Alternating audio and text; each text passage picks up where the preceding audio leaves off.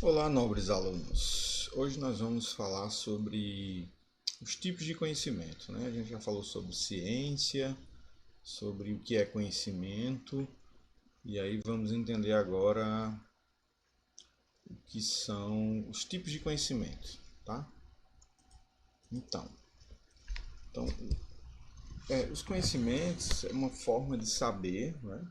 E os conhecimentos são divididos em categorias e cada tipo de conhecimento se presta a um determinado propósito. Por exemplo, vamos a eles. Conhecimento tácito. Conhecimento tácito é a forma como a pessoa interpreta a realidade. E aí tem um exemplo, saudade.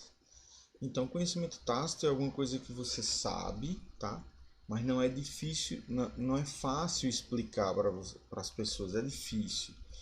O exemplo de saudade aí quer dizer que você, pessoalmente, sabe o que é saudade. Porque o que você conhece como saudade é baseado naquilo, no conhecimento que você tem e como você interpreta a saudade. Por exemplo, o que é saudade? É a saudade de alguém. Então, se você imediatamente associa saudade à falta de uma pessoa, significa que as suas experiências lhe ensinaram que saudade é a ausência de uma pessoa. E como você diz isso para uma pessoa que nunca teve uma ausência? Aí você diz, não, então saudade é de uma coisa, de um objeto que ele teve e ele não tem mais. Então vocês conseguem perceber que a saudade é um conhecimento tácito, você entende o que é, mas é difícil de explicar porque ele é baseado nas suas próprias experiências, tá? Então ele também pode ser caracterizado como nossas habilidades, né? Malabarismo, andar de bicicleta, né? Quando você vê aqueles caras fazendo malabares no sinal, então aquilo é um conhecimento tácito, ele tem aquilo. Ele às vezes consegue ensinar, às vezes não consegue, mas é uma coisa que ele sabe, né? É uma coisa que é inerente, uma coisa física, né? Também. Os conhecimentos podem ser ensinados, né? Você pode tentar ensinar a pessoa a fazer malabares, mas eles são intrínsecos, é uma coisa que você sabe, né? É muito comum, às vezes, a pessoa ir para uma aula de violão, né? Tem um professor que tem aquela habilidade, ele ensina, mas é uma coisa intrínseca a ele. Ele pode tentar te ensinar, mas às vezes as pessoas não conseguem aprender. Então é um conhecimento tácito e é intrínseco a cada pessoa.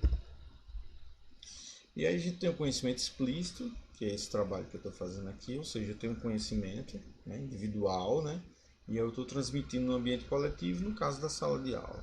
Então, a cultura, né, receita, uma receita que de pai para filho, uma pessoa que a pessoa ensina uma receita. Uma receita é um conhecimento explícito.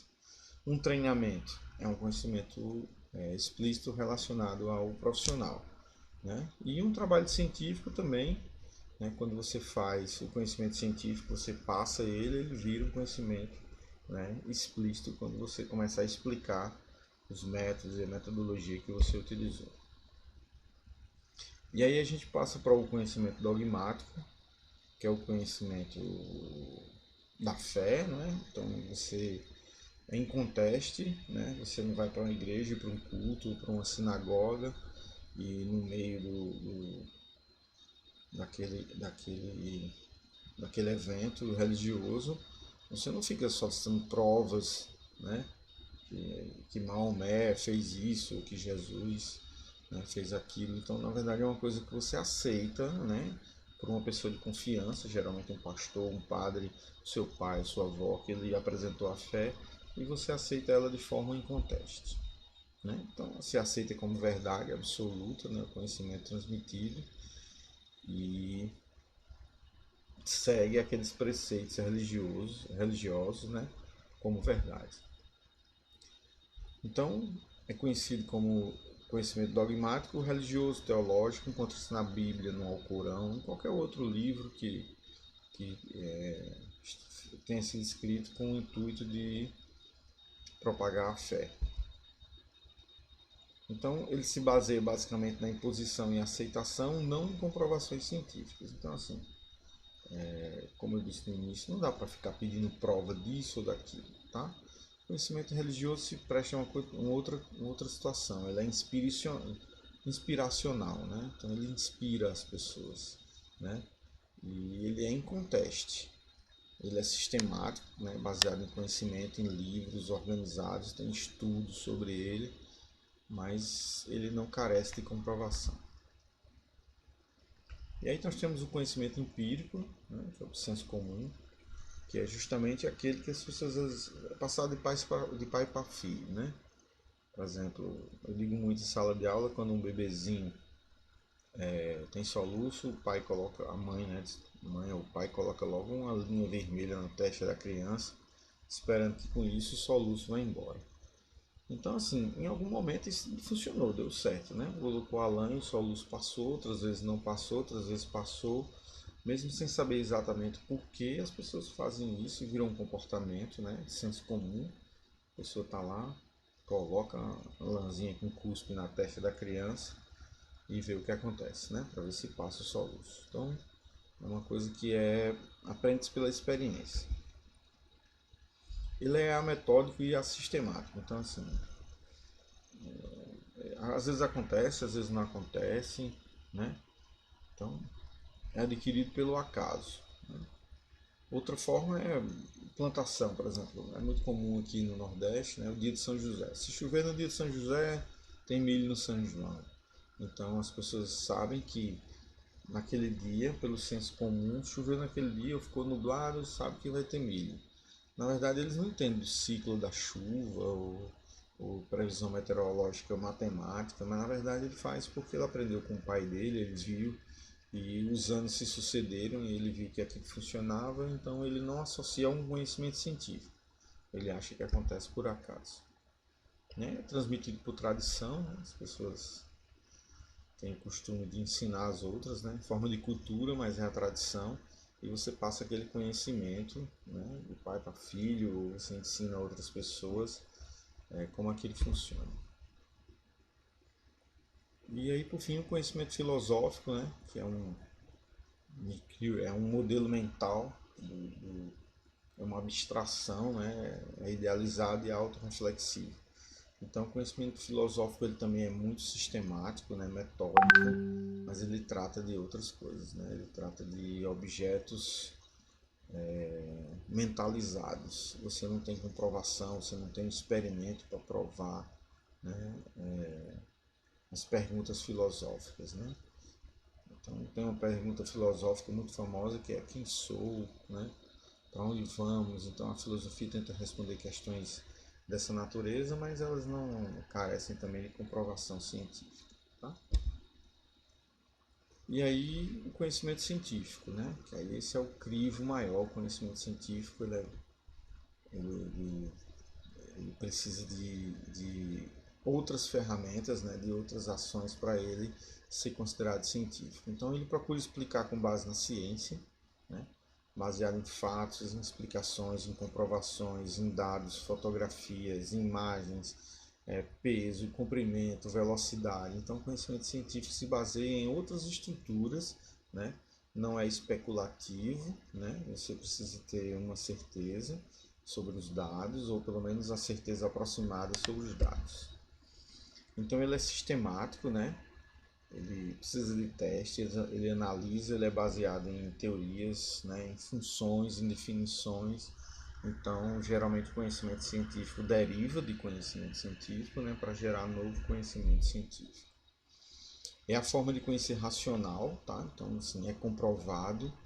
Então, é muito comum eu dizer aos meus alunos que quem acredita, né, em alma, em OVNI, né, em coisas dessa natureza, que quando você passa pelo crivo científico, essas coisas simplesmente vão por água abaixo, porque ele necessita de comprovações, e aí nesse ponto todos falham quando colocam esse tipo de conhecimento frente ao conhecimento científico. Então, assim, todo mundo fala que viu um vulto, né? Mas ninguém sabe o que é esse vulto, olha de lado, esse vulto não tem peso, não tem cor, você não consegue repetir, você não consegue fotografar, você não consegue nenhum dado, né, científico. Então vira só uma opinião. Então você acha que viu um vulto, né? E aí a sua opinião, infelizmente, ainda não é considerado como um fato científico. Então ele necessita de um caminho para ser construído, ou seja, um método para ser seguido, né, para construir. Então a ciência não se faz de qualquer forma, ela precisa de um caminho sistemático, né, lógico, com ideias intercaladas e interligadas para gerar um determinado conhecimento. Outra característica bem forte é a racionalidade, né? Às vezes eu digo para as crianças assim, você vai na cozinha à noite e vê um vulto, né? Então controla o seu impulso de correr, vire-se para o vulto e pergunte o nome dele. E aí geralmente as pessoas ficam rindo, mas é difícil, né? Racionalidade, parar, não agir pelas emoções, né? E você fazer perguntas assertivas, entender, registrar, é muito difícil. Então, assim, uma das características da ciência é a racionalidade. As coisas precisam fazer sentido, ser racionais. Então é sempre objetivo, né? A ciência ela não perde tempo com teorias esdrúxulas, ela tenta ser o máximo, ter o máximo de objetividade, né? E pegar as hipóteses sempre as mais simples para testar.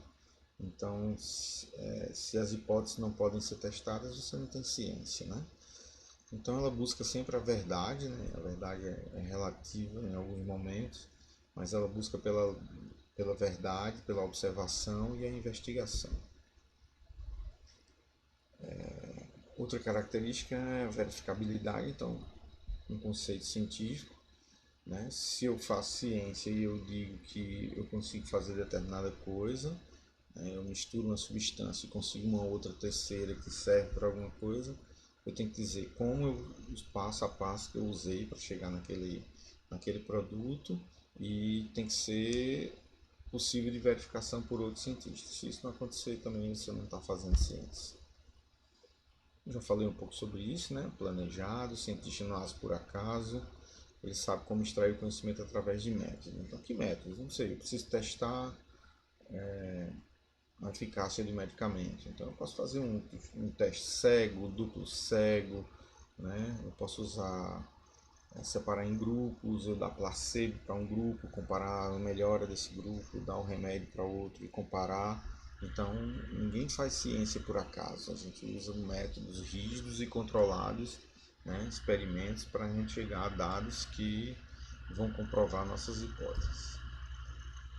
Então, é tudo sistematicamente construído, né? Você tem ideias encadeadas que resultam em experimentos e aí em pesquisa bibliográfica, textos, né, livros, outros artigos científicos para que você construa um arcabouço de conhecimento para provar aquele experimento ou aquela situação que você colocou em suas hipóteses como possíveis de acontecer.